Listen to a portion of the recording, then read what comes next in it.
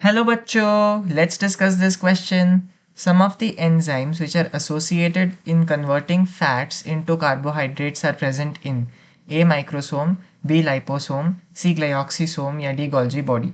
इस क्वेश्चन को सॉल्व करने का जो की कॉन्सेप्ट है वो है आपके बीटा ऑक्सीडेशन को समझना। Beta oxidation first of all होती क्या है? बीटा ऑक्सीडेशन होती है conversion of fatty acids into carbohydrates.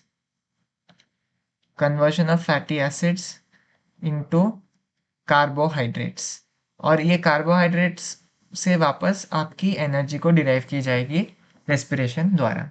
तो बीटा ऑक्सीडेशन होता है conversion of fatty acid into carbohydrates. ये किन ऑर्गेनल्स में दिखती है?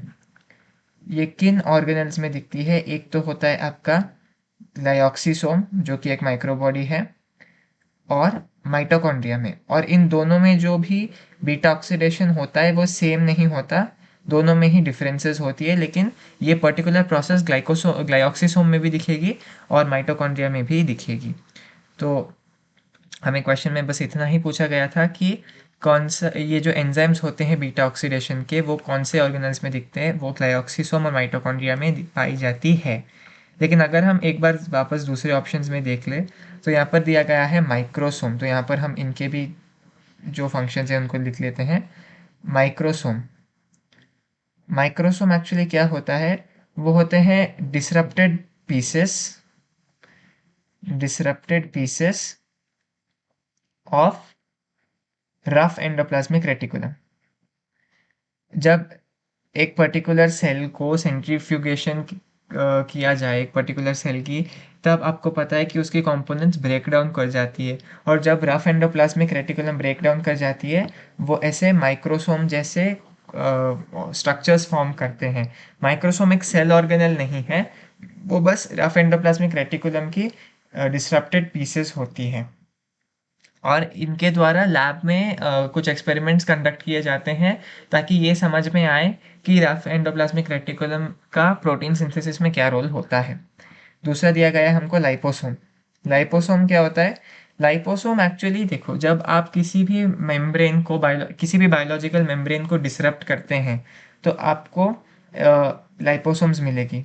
डिसरप्शन ऑफ बायोलॉजिकल मेम्ब्रेन्स के थ्रू आपको लाइपोसोम मिलेगी, और ये कुछ वेसिकल्स होते हैं फॉस्फोलिपिड बाइलेयर के, बायोलॉजिकल मेम्ब्रेन्स, और ये कुछ वेसिकल्स होते हैं, वेसिकल्स कंटेनिंग फॉस्फोलिपिड बाइलेयर, और इसको एक्चुअली कई जगह पे यूज़ किया जाता है। फॉर एग्जांपल ड्रग डिलीवरी में यूज़ किया जाता है, एमआरएनए और डीएनए वैक्सीन्स में यूज़ किया जाता है लाइपोसोम्स को। तो यहाँ पर आपको फॉस्फोलिपिड बाइलेयर दिखेगी, ये है लाइपोसोम।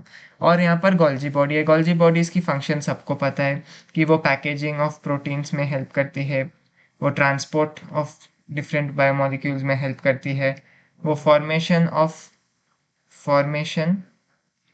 ऑफ ग्लाइकोप्रोटीन्स और ग्लाइकोलिपिड्स में हेल्प करती है, ग्लाइकोप्रोटीन्स एंड ग्लाइकोलिपिड्स में हेल्प करती है। तो ये सारे फंक्शंस होते हैं बाकी रिमेनिंग ऑप्शंस के। हमको क्वेश्चन में इतना ही पूछा गया था कि बीटा ऑक्सीडेशन किस ऑर्गेनल में होती है, तो ग्लाइऑक्सीसोम और माइटोकॉन्ड्रिया है, तो ए माइक्रोसोम गलत है, बी लाइपोसोम ये भी गलत है, सी ग्लाइऑक्सीसोम ये ठीक है, डी गोल्जी बॉडीज ये भी गलत है। So the correct option to this question is option C, glyoxysome. Hope you have understood it well. All the best.